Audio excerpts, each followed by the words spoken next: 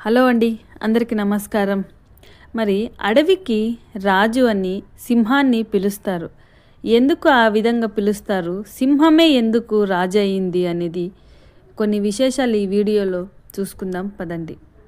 ఈ సింహంకి ధైర్యం మరియు ఆధిపత్యం ఎక్కువ. సింహం నిర్భయంగా జీవిస్తుంది, ఇతర జంతువులపై ఆధిపత్యాన్ని కలిగి ఉంటుంది. మరియు సింహానికి శక్తి మరియు వేగం, స్ట్రెంగ్త్ అండ్ పవర్ ఎక్కువగా ఉంటుంది. తక్కువ సమయంలో పెద్ద జంతువులను వేటాడే శక్తి ఉంది. తన భూభాగాన్ని రక్షించడంలో దిట్ట. మరి ఈ సింహాల కుటుంబ వ్యవస్థ చూస్తే స్ట్రాంగ్ సోషల్ స్ట్రక్చర్గా ఉంటుంది. ప్రైడ్లో ప్రతి ఒక్కరూ క్రమశిక్షణగా జీవిస్తారు. గుంపు కోసం తమ ప్రాణాలను త్యాగం చేయగలిగే ధైర్యం ఉంటుంది. మరి ఈ సింహం నడక చూస్తే ఆత్మవిశ్వాసం మరియు రాజసంగ నడక.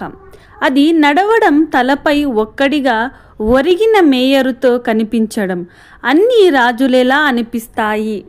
ఈ సింహాన్ని నాయకత్వం లక్షణాలు చూస్తే ఇతర జంతువుల కంటే సింహానికి సహజ నాయకత్వం లక్షణాలు ఎక్కువగా ఉంటాయి. తను గుంపులో ముఖ్య స్థానాన్ని పొందుతుంది.